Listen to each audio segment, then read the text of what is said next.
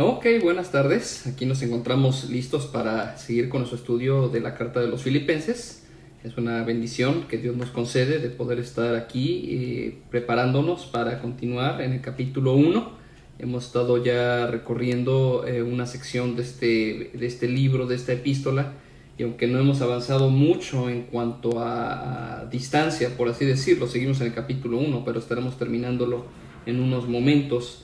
Pero hemos podido aprender mucho acerca de aquello que debe mover nuestros corazones, aquello que debe producir gozo en nosotros. Pero bueno, como en las otras ocasiones, vamos a esperar a que más personas se conecten, y como siempre les pido que no solamente se conecten, sino que también le den compartir, para que en lo que ustedes ven el estudio, obviamente con Biblia en mano, su libreta, su lapicero, pues también otras personas, sus contactos puedan ser parte del estudio.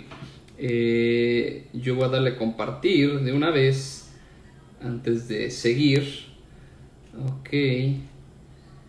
Y yo sé que en los últimos días realmente, yo creo que de una semana para acá, más ministerios, más congregaciones han llegado a ser parte, o mejor dicho, han hecho accesibles estudios bíblicos, sus cultos. Y seguramente muchos de los que nos han estado siguiendo estarán siendo parte de sus propias reuniones, y que bueno, eso es importante, que seguir adelante. Al fin y al cabo, la razón por la que nosotros tenemos este estudio es para poder animar, y como lo dije desde el primer momento que empezamos a hacer esto, empezar a hacer accesible este tipo de estudios. Mi deseo es que nuestros ojos se pongan en el Señor. Es una oportunidad muy grande que tenemos más tiempo para estar leyendo, para estar orando, para estar pensando, pero también si damos ocasión al ocio, ¿verdad? Nuestra mente se puede ocupar en tantas otras cosas. Entonces, bueno, dirigir nuestra mente y pensamientos hacia el Señor, y es la razón por la que he buscado hacer este estudio, y ha sido un reto porque es añadir en cierta forma a lo que estoy acostumbrado a hacer. Es importante mencionar que mi carga de trabajo no ha disminuido.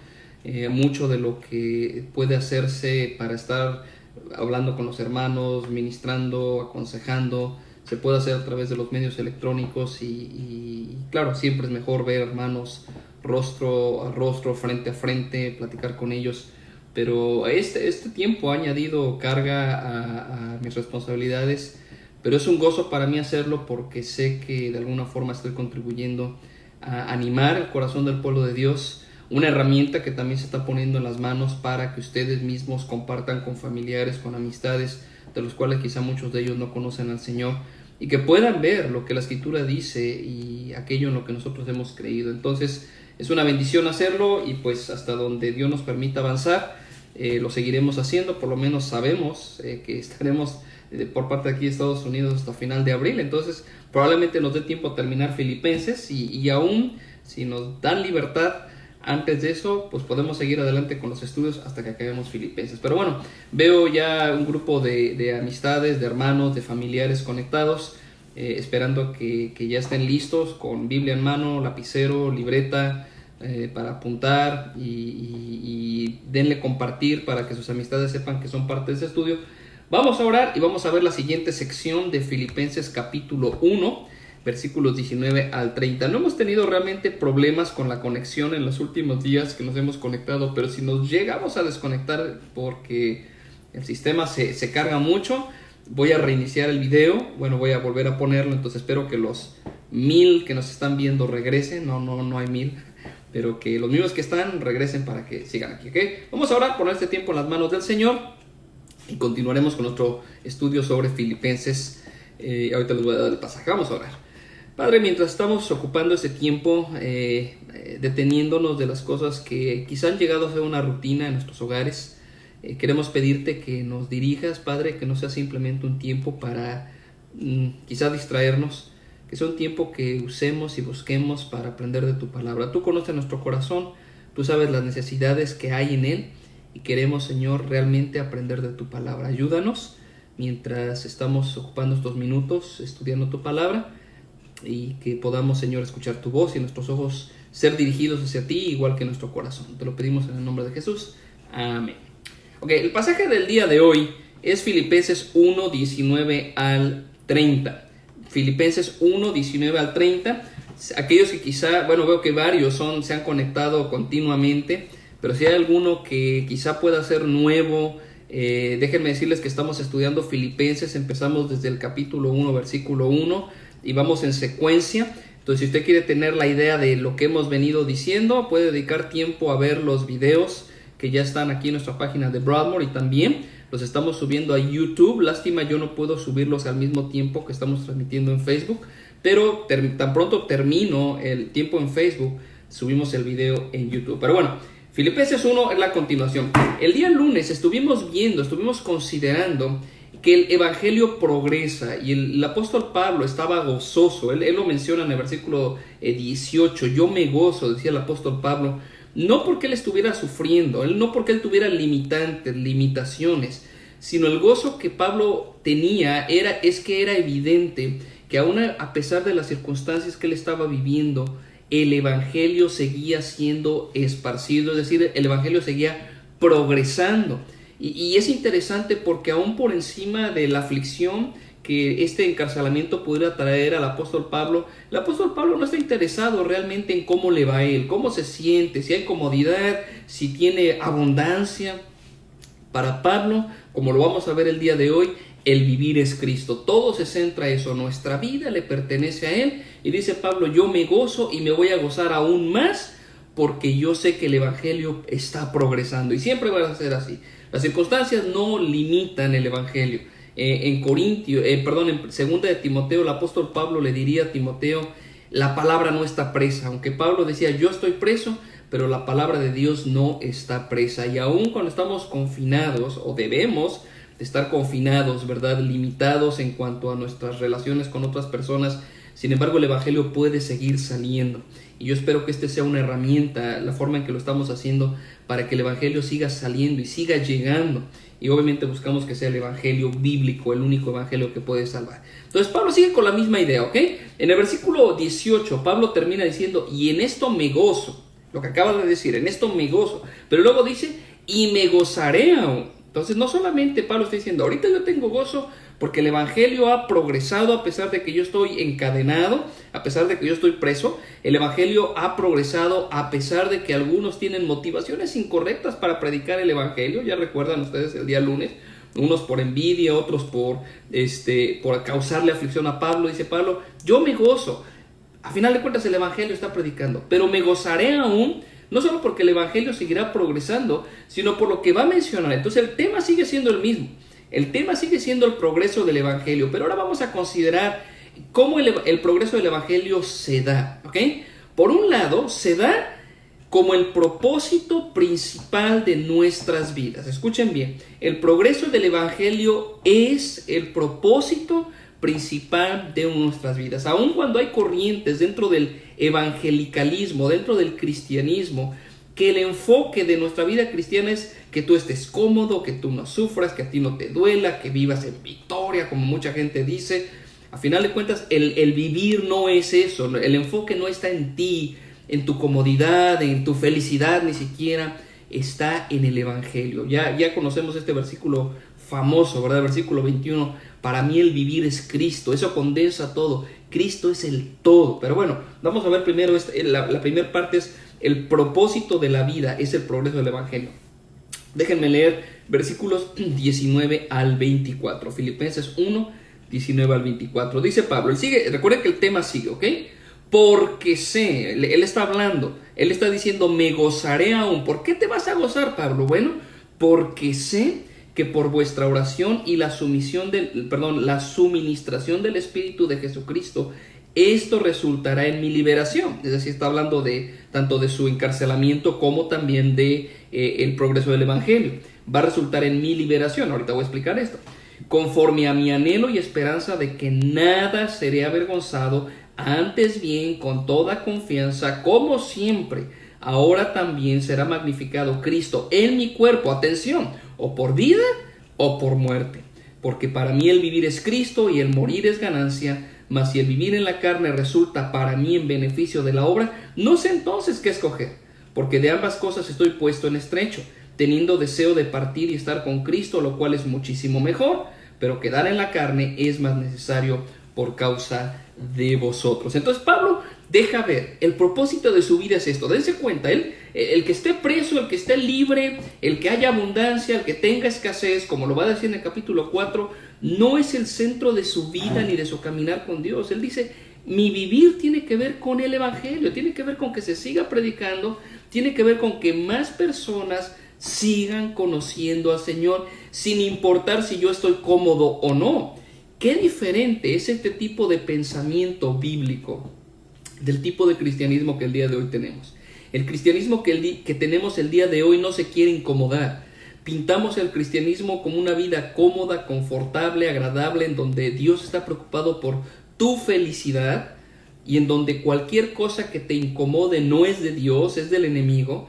Pero cuando ves las Escrituras y pones la mirada en lo que Dios enseña en su palabra, te das cuenta que nuestro pensamiento carnal, terrenal, acerca de lo que es el evangelio, acerca de lo que es la vida cristiana, es muy diferente de lo que Dios enseña. Entonces vamos a ver un poco estos versículos. Primero, entendemos que el punto que estamos hablando es que el progreso del evangelio se da como el propósito de nuestra vida. Versículos 19 al 24. Pablo confía en que la voluntad de Dios para su vida sería testificar. Él sabe, él está convencido de esto. Yo sé que cualquiera sea la circunstancia que Dios permita en mi vida, el centro, su voluntad es que yo testifique de Cristo. Sea que yo tenga la libertad, atención, sea que a través del juicio que me espera, y que por lo menos Pablo menciona, o sea, él tiene esta esperanza en el Señor. No sabemos si el Señor de alguna forma le había dado dirección a Pablo acerca de esto, pero él decía, creo que voy a ser liberado, ¿ok?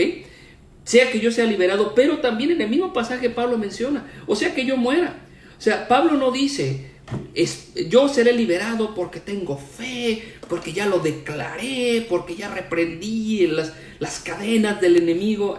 No, Pablo dice, mi liberación tiene que ver, sea que viva o que muera. Ok, Pablo, entonces, ¿a qué te refieres? Si terminan matándote, entonces realmente no fuiste liberado.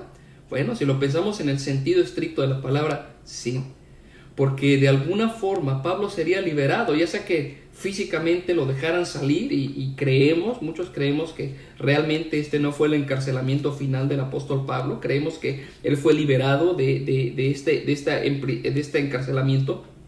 Después sería encarcelado una vez más, en donde él escribiría segunda de Timoteo, y donde creemos que pues él terminaría dando su vida por el Señor. Pero ya fuera que tuviera esa libertad física o que muriera, eso significa de cualquier manera libertad. Pero mientras Dios hiciera lo que hiciera, cualquiera que fuera a ser el final de la historia del apóstol Pablo, dice Pablo, yo sé que la voluntad de Dios es que yo me enfoque a que el evangelio, a que el mensaje de Cristo siga progresando. Ahora, por un lado es cierto, definitivamente, podemos ver la importancia de la oración, porque Pablo está diciendo aquí, yo sé, hermanos, que por su oración, ¿ok?, la oración y la reforma en que Dios responde a la oración es algo que Dios usa en su voluntad, obviamente para hacer su voluntad, ¿ok? Definitivamente la oración no cambia la mente de Dios, ¿ok? Nosotros no manipulamos a Dios. Nuestra oración no es una clase el articular algún tipo de fórmula mágica en donde Dios se sienta forzado a responder de alguna forma, ya sea por mis lágrimas, ya sea por mi fe. Mucha gente piensa eso, si Dios viera el tamaño de fe que yo tengo, Dios haría lo que yo quiero. Escúchame, amigo, hermano, Dios hará lo que Él quiere. Nadie va a estorbar su voluntad. Ahora, algunos dirán, entonces, ¿para qué oramos? Bueno, un sabio hermano, un sabio predicador dijo alguna vez, dentro de la sabiduría de Dios, y este hermano sabio fue Arthur Pink, ¿ok? Dentro de la sabiduría de Dios, de su soberanía, le ha placido llevar a cabo su voluntad a través de la respuesta de sus oraciones, ¿ok? Las dos cosas las encontramos. Por un lado, la Biblia nos dice, Dios hará lo que va a hacer. Nadie le echa a perder a Dios su plan. Nadie le frustra a Dios su plan. Dios es Dios y en soberano lleva a cabo su plan. Pero por otro lado, tú puedes ver que Dios ejecuta su plan en, no sé cómo decirlo, armonía de la oración de sus santos. Entonces, el saber que Dios hará su voluntad no nos excusa de orar, ¿ok? aún más nos debe motivar a orar, sabiendo que la oración no va a cambiar la mente de Dios, nuestra fe no va a cambiar la mente de Dios, pero la oración va a cambiar nuestro corazón y nuestra mente para adaptarse más a la mente de Dios. Es decir, la oración no cambia a Dios, la oración nos cambia a nosotros y nos acerca más a conocer su voluntad, a anhelar su voluntad, a amar su voluntad y a pedir de acuerdo a su voluntad. Mucha gente piensa que la voluntad de Dios es que yo tenga ese carro del año con rines de lujo. Yo creo que esa es su voluntad. ¿Cómo sabes? La Biblia enseña que la voluntad de Dios no es tu felicidad. La voluntad de Dios es tu santidad. Y recuerda que eso lo hemos mencionado en los estudios anteriores. Dios busca forjar en nosotros el carácter de Cristo. Ese es el propósito de Dios para nuestras vidas. Entonces, la oración es definitiva, pero Pablo no va a ser liberado porque los filipenses se unieron en oración y ayunaron y de alguna forma van a obligar a Dios. Pablo dice, no, es la forma en que funciona la oración. Dios responde y creo, hay una convicción, dice Pablo, creo que por la oración y la suministración del Espíritu resultará en mi liberación, ¿ok? Pero el versículo 20 nos dice, escuchen bien, porque uno podría pensar que la balanza, ¿verdad? El pensamiento de Pablo se empieza a inclinar a esto. Voy a ser libre, hermanos, voy a ser libre, lo declaramos, lo creemos. Fíjense aquí ese versículo 20. Conforme a mi anhelo y esperanza de que nada seré avergonzado, antes bien, con toda confianza, dice Pablo, yo tengo confianza, como siempre, ahora también será magnificado Cristo en mi cuerpo. Y atención que dice ahí, sea por vida o por muerte.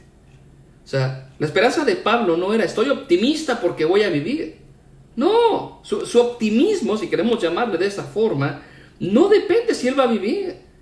Realmente, si queremos llamarle el optimismo de Pablo es porque dice de cualquier manera Dios va a ser glorificado.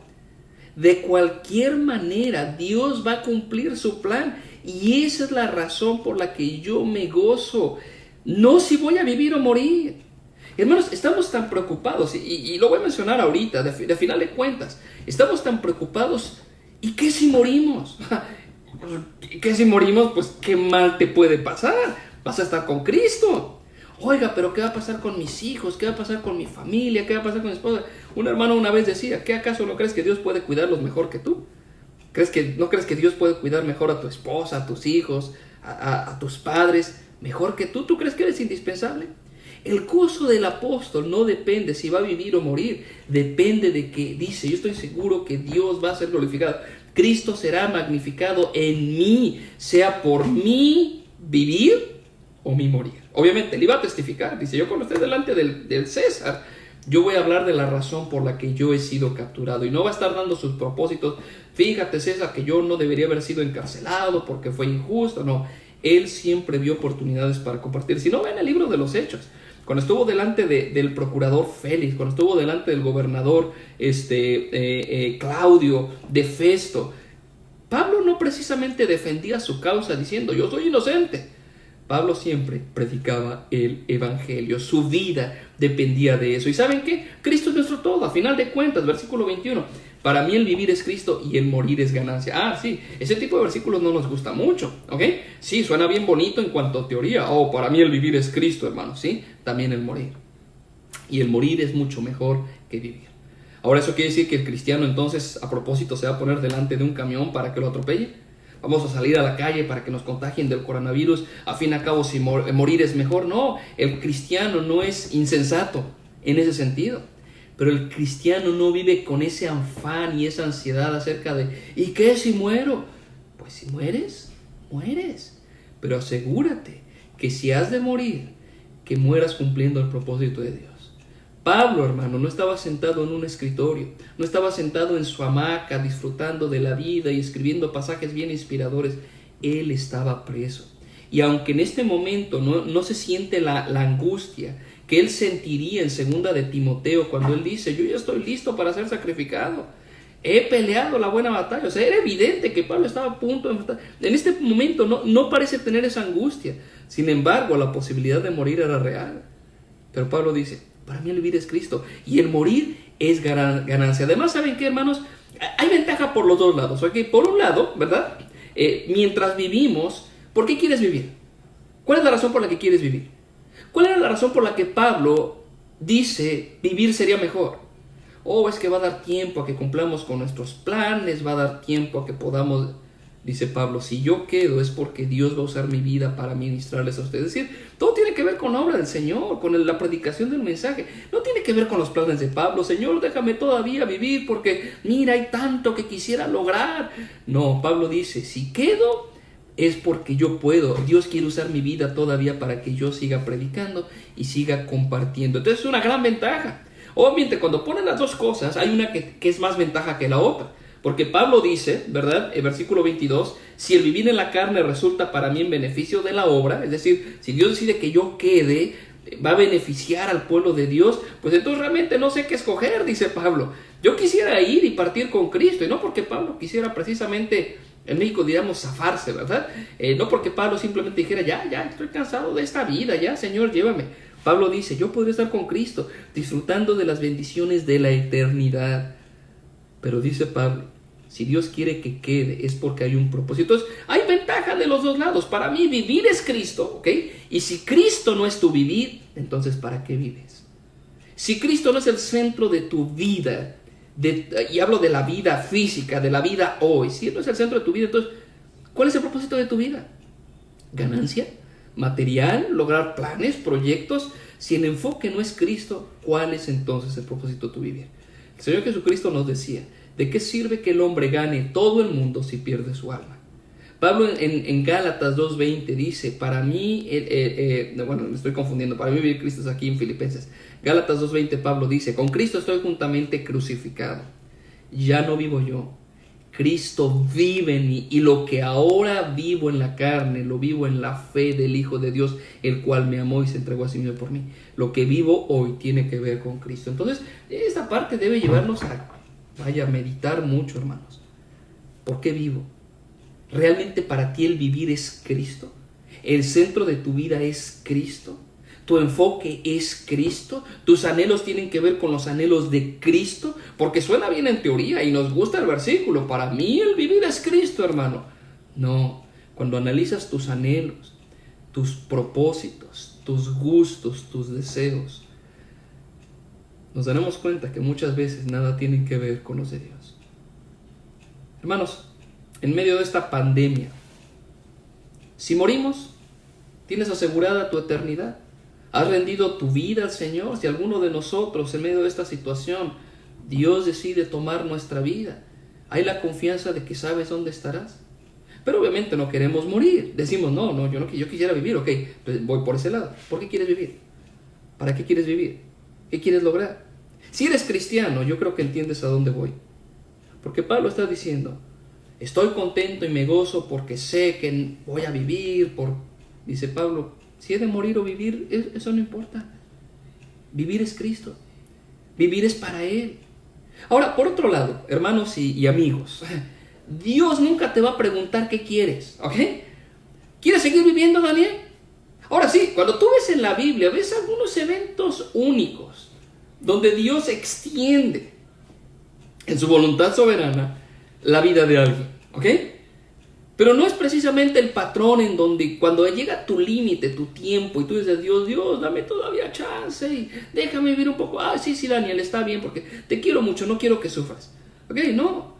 Si Dios extiende nuestra vida es porque hay un propósito que tiene que ver con su gloria. No tiene que ver contigo, no tiene que ver con que hagas más dinero, no tiene que ver con que cumplas tus planes, ya sean familiares. Aún pueden ser planes loables. ¿Ok?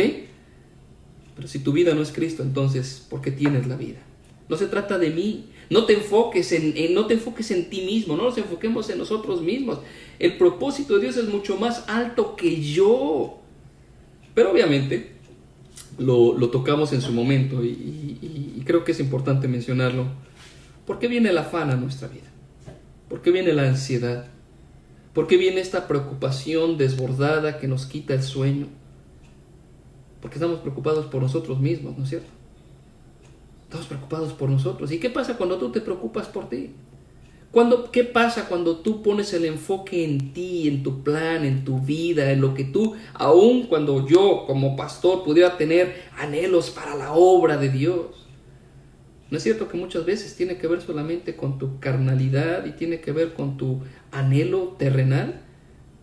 O sea, generalmente, Señor, permítenos seguir viviendo porque queremos seguir predicando tu palabra, porque queremos seguir creciendo, queremos seguir impactando. Hermanos, yo creo que la mayoría de los cristianos, si somos sinceros, la razón por la que queremos seguir viviendo nada tiene que ver con Dios.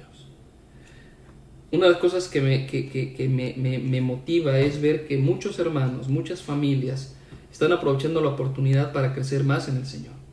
Veo, y no lo digo precisamente porque ahorita personas dediquen tiempo para ver un video como este, un estudio bíblico, porque el domingo los vemos conectados. Ha habido un aumento en eso. He visto familias que no habíamos visto en la iglesia que están con nosotros. Pero me da lástima pensar que cuando todos regresemos a la normalidad, tristemente eso va a significar volver a nuestros mismos hábitos y enfoques y metas terrenales que nada tienen que ver con el Señor. Y yo quiero que entiendan que lo que Pablo está diciendo es esto: vivir es Cristo, significa mis anhelos, mis propósitos, mi enfoque tiene que ver con los enfoques, anhelos y propósitos de Dios. Si vivo, para eso vivo. Y cuando eso termine, cuando ese plan de Dios en mi vida, cumpliendo ese propósito, termine, Él me puede recoger. Adelante. Dios nunca te va a preguntar cuánto quieres vivir. Dios nunca te va a preguntar cuánta vida más quieres tener. Cuando llegue el tiempo vendrá, y hermano, amigo, nada puedes hacer por detenerlo. Alguien decía, y les digo, esto no es para que usted agarre y se ponga enfrente del tren, ¿ok? Pero alguien una vez decía, eres indestructible hasta el día en que Dios ha decidido llamarte a cuentas, ¿ok? O sea, nadie llega al cielo antes de tiempo. Nadie llega antes y que Dios diga, oh, ¿qué haces tú aquí? Tú no deberías haber llegado hoy, ¿ok? Ahora, otra vez, no quiere decir, entonces vamos a salir y cruzar la calle con los ojos cerrados porque al fin y al cabo soy indestructible. No, yo creo que entendemos el punto. Dios, cuando Dios diga, ha llegado tu día, ese día va a llegar, ¿ok? Nuestra labor es ser sabios, responsables respecto a nuestros hábitos de salud, nuestros hábitos de higiene, nuestros hábitos de cuidados, todo eso Dios lo pone en nosotros. Pero cuando Dios decida ese momento, el momento llegará. Y si ese momento llega, ¿qué has hecho? ¿Ha sido tu vivir Cristo? Y por lo tanto, tu morir significaría ganancia. ¿O realmente tu vivir no es Cristo? ¿Ok? Entonces Pablo pone en la mesa, si queremos decir de esta forma, la razón de su vida, ¿ok? Lo que él más quisiera. Dice, para mí morir, dice Pablo, para mí morir significa estar con Cristo, ¿ok? Lo cual es el anhelo de todo hijo de Dios. No precisamente anhelo morir, ya me quiero morir, ¿ok? No quiero que piensen que somos suicidas y que tenemos pensamientos suicidas.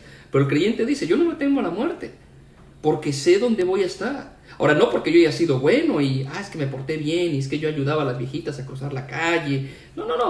La confianza no está en eso. Tu confianza está en el hecho de que Cristo murió en la cruz. Su sacrificio fue aceptado, es el único sacrificio. Él perdona los pecados, porque es lo que enseña la Escritura, que todo aquel que confiese sus pecados será limpio, ¿verdad? Él es fiel y justo para perdonar nuestros pecados, limpiarnos de toda maldad. Él es el camino. O sea, esa es la seguridad. Yo sé que estaré con Él. Para mí morir significa estar con Cristo y no temo a morir. Sé dónde voy a estar. Hay una seguridad por lo que Cristo logró, ¿ok? Ese es el anhelo. Y sería mucho mejor. Ya no tenemos que luchar con el pecado, ya no tenemos que estar luchando con nuestra desidia, estaríamos con el Señor, ¿ok? No quiere decir que buscamos la muerte, ¿ok? Pero si esta llega, no hay temor, sino todo lo contrario. Hay una confianza por saber que la obra de Cristo te cubre. Ahora sí que seguimos hablando de hablar de ese término, ¿verdad? Te cubre, ¿por qué? Porque ha sido comprado por su sangre, estás en la mano de Dios. Pero si vivir es el propósito de Dios para nosotros, y yo creo que para la mayoría de nosotros va a ser eso, la mayoría de nosotros viviremos todavía quizá un buen tiempo. Yo no conozco el designio de Dios, pero posiblemente, ¿ok? Debe ser para glorificarle. Pablo menciona una frase bien interesante. Fíjense, Pablo dice, ahora también será magnificado Cristo en mi cuerpo. Será magnificado Cristo en mi cuerpo. Ya sea que yo viva, Él será magnificado a través de mi vivir, o si muero, Él será magnificado a través de mi muerte. ¿Ok? Entonces, este primer punto, ahí en Filipenses 1, versículos 19 al 24, tiene que ver con el propósito de la vida. El progreso del Evangelio se da como el propósito en la vida. Ahora, la segunda cosa, y es el segundo punto, y solamente son 2 puntos el día de hoy, el progreso del evangelio se da a través del testimonio de la iglesia. Versículos 25 al 28. Filipenses 1, 25 al 28.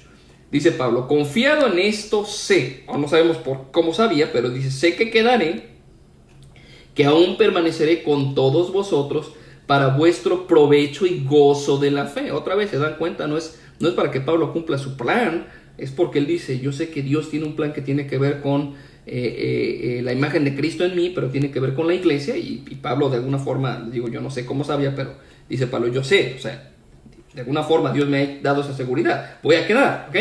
Versículo 26: para que abunde vuestra gloria de mí en Cristo Jesús por mi presencia otra vez entre vosotros. Solamente que se comporten como es digno del evangelio de Cristo, para que, o sea que vaya a verlos o que esté ausente, oiga de ustedes que están firmes en un mismo espíritu, combatiendo unánimes por la fe del evangelio, y en nada intimidados por los que se oponen. Para ellos ciertamente es indicio de perdición, mas para vosotros de salvación, y esto de Dios. Porque a vosotros os es concedido a causa de Cristo, no solo que crean en Él, sino que también padezcan por Él, teniendo el mismo conflicto que han visto en mí y ahora oyen que hay en mí. ¡Wow! ¡Qué tremendo! ¿Okay? Entonces el propósito de la iglesia, el propósito de Dios en el cristiano, ya lo hemos hablado y vale la pena repetirlo. Dios busca crear en nosotros la imagen de Cristo, forjar, me gusta mucho esa palabra, forjar, y tiene que ver con moldear, tiene que ver con dar forma. Pero muchas veces ese dar forma no es como quien hace un pastel, ¿verdad? Cuando usted hace un pastel o una gelatina, pues la masa, ¿verdad? O la sustancia es maleable, ¿verdad? Es manejable, ¿verdad? Se echa y simplemente la sustancia toma la forma del molde.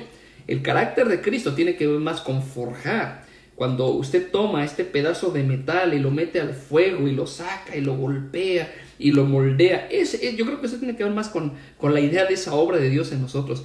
Dios forja el carácter de Cristo en nosotros, porque muchas veces no somos moldeables. Si fuéramos como la masa, ¿verdad? Señor, haz de mí, y a veces dice: Señor, haz de mí lo que quieras, sí, pero no estás dispuesto a que Dios haga de ti lo que quiera, ¿no es cierto? Entonces Dios tiene que forjarte, tiene que forjar en nosotros el carácter de Cristo, y ese es su propósito. Dios nos ha salvado para que nuestra vida le dé gloria, pero le va a dar gloria, primero que nada, poniendo en nosotros la imagen de Cristo. Entonces eso es un lado. Y por el otro lado es que nosotros le lleguemos a conocer, le demos a conocer. No solamente es que Dios produzca en mí su imagen, sino que yo como individuo y que todos como iglesia seamos la luz de Dios en el mundo, seamos la luz de Cristo, que anunciemos las buenas nuevas, que anunciemos el mensaje del evangelio. Y esto se tiene que dar tanto con nuestras palabras como también con nuestras acciones. Pero Pablo aquí menciona de una forma especial a los líderes. Pablo dice: yo sé que es la voluntad de Dios que yo como líder quede, ¿verdad? Y eso me hizo a mí pensar un poco acerca de mí como líder, ¿verdad? ¿Cuál es la razón de los líderes espirituales? ¿No es vernos bonitos? No es que cuando la iglesia diga: oh, es que tengo un líder y es fulanito. Hermanos, el propósito de los líderes tiene que ver para el provecho espiritual de la iglesia. Tiene que ver con la iglesia, tiene que ver con el crecimiento espiritual, tiene que ver con instruir con la palabra, tiene que ver con exhortar, tiene que ver con ayudar a que los cristianos caminen el camino que Dios quiere. No tiene que ver con nosotros. Sí, debo reconocer como líder, siendo parte de líderes, que muchas veces nuestro título, muchas veces nuestra posición nos hace olvidar de cuál es la verdadera razón de nuestro estar, de nuestro lugar. Bíblicamente hablando, los líderes estamos para bien de la iglesia, para edificación de la iglesia, para ministrar a la iglesia. Y Pablo lo dice aquí: si yo he de quedar, yo sé que he de quedar porque Dios quiere hacer esto, Dios quiere usarme para seguir bendiciendo a su pueblo. Y bueno, yo creo Pablo se dirige a los filipenses, pero definitivamente la razón de la vida de Pablo, y que él pudiera escribir todavía algunas epístolas más, era para el beneficio de la iglesia universal, porque a 2000 años de ese tiempo seguimos estudiando los escritos de este líder a quien Dios decidió conceder vida. Entonces, los líderes son una bendición, y como líderes, aquellos que son líderes, puedo ver, gracias a Dios, que veo aquí a algunos pastores, hermanos, que Dios me ha permitido conocer en el ministerio, que están conectados en este momento. Hermanos, recordemos esto. Filipenses 1 nos dice: nuestra vida es para provecho del evangelio, para provecho de la iglesia, y para que el mensaje se siga proclamando, y en eso debemos enfocarnos, y prácticamente nuestra vida debe consumirse en lograr eso. Ahora, por el otro lado, déjame salirme tantito del lado de los líderes. Por el otro lado, no basta solo que una iglesia tenga buenos líderes. Escúchenlo bien, o sea, es importante, y definitivamente, entre paréntesis, rápido lo menciono. O sea, en la Biblia encontramos que aún la falsa doctrina, cuando se infiltraba en una iglesia, Dios reprendía a los líderes por esa falsa doctrina, porque obviamente ellos son los que la traían, pero Dios también reprendió al pueblo, porque muchas veces el pueblo toleró a esos líderes con esa falsa doctrina. Es decir, el pueblo no es una víctima inocente. Es que nos tocó un líder malo, hermano, un líder hereje. No, la iglesia es responsable cuando tiene un líder que no predica la palabra del Señor, ¿ok? Definitivamente nosotros como líderes tenemos una gran responsabilidad ante el Señor cuando nosotros arrastramos a las ovejas de Cristo lejos de Cristo. Ponemos el enfoque a lo mejor en el dinero, ponemos el enfoque en cualquier otra cosa que no sea Cristo. Somos culpables, pero la iglesia también lo es. Pero bueno, no basta solo tener buenos líderes. O sea, es excelente, es algo que quisiéramos. Señor, danos líderes que te amen, que amen tu palabra, que prediquen con valor, que se apeguen al mensaje de las Escrituras. Pero quiero que noten lo que Pablo dice aquí. En el versículo 27 Pablo dice: solamente que se comporten como es digno del evangelio. Y luego escuchen lo que dice: para que o sea que vaya a verlos o que esté ausente, oiga de ustedes que están firmes en un mismo espíritu, combatiendo unánimes por la fe del evangelio. ¿De qué sirve tener grandes líderes? Y hablo en el término bíblico, ¿ok? No hablo en el término humano. No hablo de alguien con personalidad y guapo y galán. No. O sea, hablo de líderes que aman al Señor y aman su palabra. ¿De qué sirve si la iglesia no se comporta como es digna del evangelio? Y noten lo que Pablo dice: porque sea que esté ausente o que esté presente, no importa, que de todas formas ustedes anden de esa forma. Pues cuando un creyente le echa la culpa a no tener un buen líder para no vivir una buena vida cristiana, aquí este pasaje simplemente le quita su excusa, ¿ok? Si su excusa es: hermanos, que no tenemos líderes aquí que prediquen y mire cómo nos va, y usted echa la culpa a eso por no vivir una vida cristiana firme y sólida, usted ya la regó, ¿ok? Porque no depende de eso. Su responsabilidad es andar como es digno, sea que esté Pablo el apóstol ahí o que no lo esté. Definitivamente nuestro testimonio en la vida cristiana es influenciado por líderes, definitivamente, para bien o para mal, ¿ok? Pero hablando de buenos líderes, con buena doctrina, con buena enseñanza, ¿ok? No depende de ellos, porque a final de cuentas va a depender de cómo usted responda a esa sana doctrina, cómo usted responda a esa enseñanza, cómo usted responda a ese ministerio, y usted será responsable. Si hay malos líderes que descarrían al pueblo de Dios, Dios tratará con ellos. Pero si hay buenos líderes y ovejas que no quieren obedecer al Señor, Dios tratará también con ellos. Entonces Pablo dice: ya sea que vaya a verlos o que esté ausente, que ustedes sigan caminando como es digno, ¿ok? Vemos dos cosas rápidamente, ya el tiempo se nos vino encima, pero Pablo dice realmente prácticamente dos cosas que yo quisiera ver en ustedes como iglesia. Primero dice que ustedes estén firmes en un mismo espíritu, pero segundo, que estén combatiendo unánimes, ¿ok? Entonces la unidad de la iglesia, la unidad en la iglesia no es opcional, ¿ok? Pablo ha estado hablando de que algunos estaban por ahí evangelizando y llevando el mensaje del evangelio con actitudes, motivaciones incorrectas, pero Pablo dice: yo me gozo porque el evangelio sigue predicando, ¿ok? Pero en lo que ¿cómo se dice? En lo que está de nuestra parte, debemos estar firmes en un mismo espíritu. Hermanos, iglesia, a lo mejor ahorita muchos de nosotros nos estamos llevando bien porque no nos estamos viendo cada 8 días, no nos estamos viendo durante la semana, ¿verdad? Estamos distanciados y así, distanciados, amén, aleluya, hermano. cuando nos juntamos, empieza este roce y empieza este trato y es donde empieza a costar tratar a ese hermano. Bueno, lo único que nos une, escuche usted, es la sangre de Cristo. No es nos llevamos bien por el carácter, nos llevamos bien porque crecimos juntos, porque somos del mismo trasfondo cultural, social, etc. No, es por Cristo y debemos estar firmes en un mismo espíritu y todos debemos de poner de nuestra parte para permanecer firmes, para estar firmes en un mismo espíritu. Vamos a ver el tema de esta unidad y este comportamiento lo vamos a ver en la carta. Si usted está apuntando, se le voy a dar los versículos para que usted los considere después. Capítulo 2, 1 al 5, capítulo 2, 14 y 15, capítulo 3, 16 al 18 y capítulo 4, 1 al 3. Lo digo rápido, después puedo regresar el video y ver cuáles son, porque va a hablar esto de la unidad, permanecer unánimes, pero también dice que debemos estar combatiendo por el Evangelio. Debemos estar combatiendo por el Evangelio. No se trata de creer cada quien lo que quiera, ¿ok? Como en el tiempo de los jueces, donde cada quien hacía lo que bien le parecía. Debemos venir al Evangelio y debemos meditar en el Evangelio y debemos madurar en el Evangelio y cuando es necesario debemos combatir unánimes. Porque hermanos, vivir el Evangelio, predicar el Evangelio es una batalla. Hermanos, ¿cuál es el contexto en el que Pablo estaba predicando el Evangelio? Preso. La iglesia perseguida. Y predicar el Evangelio era un campo de batalla real. Vivir el Evangelio era un campo de batalla real. Y como iglesia necesitamos motivarnos y recordarnos otra vez y constantemente, hermano, hermana, para estarnos animándonos a otros. Esto es una batalla, hay que seguir adelante, hay que echarle ganas, porque debemos combatir unánimes. No somos llaneros solitarios, no somos soldados solitarios. Somos un ejército, somos un cuerpo que necesitamos animarnos unos a otros por esta misma fe que el Señor nos ha dado. Definitivamente, siempre va a haber obstáculos, va a haber retos para vivir el Evangelio, pero recuerden lo que mencionaba al principio.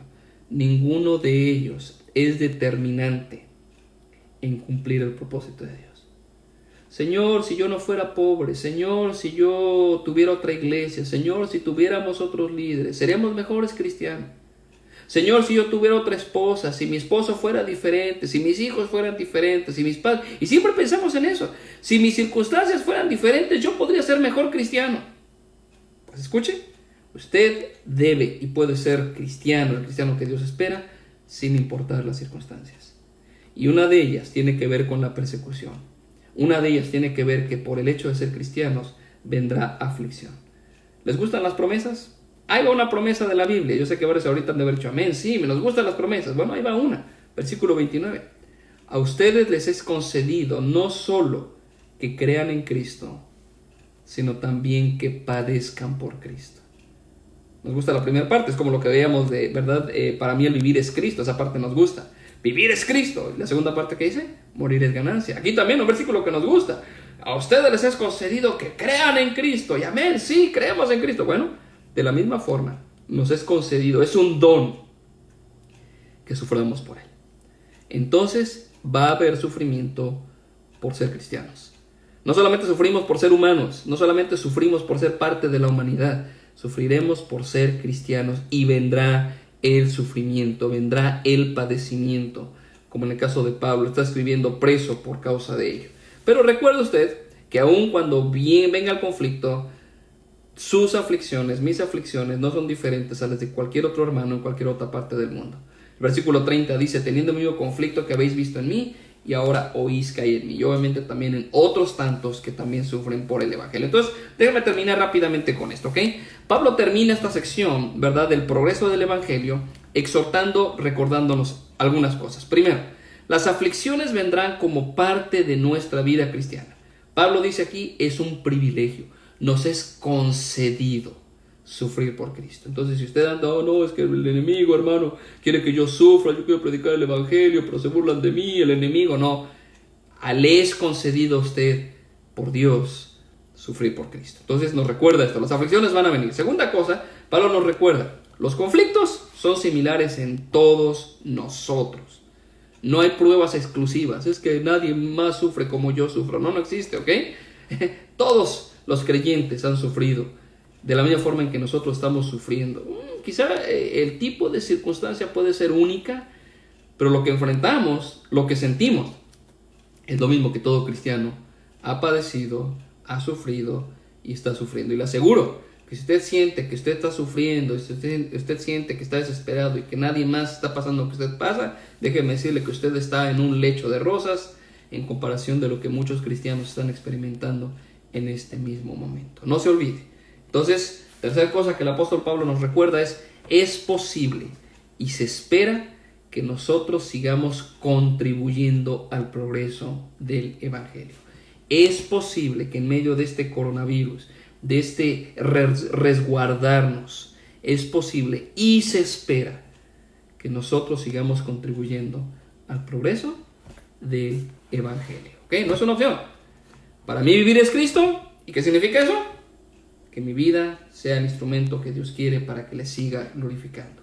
Que mi vida cumpla ese propósito. No tiene que ver conmigo, con mi plan, con mi comodidad. Tiene que ver con el progreso del evangelio. Eso es vivir en Cristo. Eso es vivir para Cristo. Para mí el vivir es Cristo. Y si Dios decide llevarnos de este mundo de la forma en que sea, coronavirus, un carro, cualquier cosa, cuando Dios decide llamarnos, nos va a llamar. Poder decir, para mí morir es ganancia, porque he sido comprado con la sangre de Cristo. Pero mientras eso pasa, hay algo que hacer. Mientras eso pasa, mi vida debe ser para la gloria del Señor. El evangelio, gracias a Dios, sigue siendo predicado. El evangelio sigue expandiéndose. El evangelio se sigue anunciando. Si usted es cristiano, mi reto para usted es, ¿lo está anunciando? ¿Su vivir es Cristo?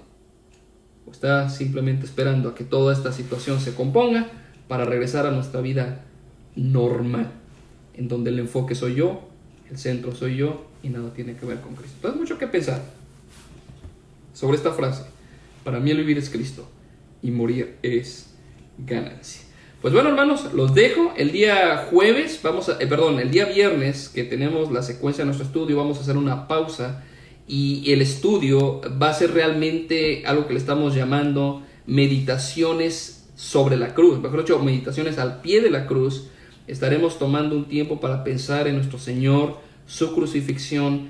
Y el enlace va a ser a las 6 de la tarde, no a las 7. Todavía no sé si en México ya cambiaron el horario o no. Pero 6 de la tarde de aquí de hora centro, Estados Unidos, estaremos pasando este tiempo, meditaciones al pie de la cruz.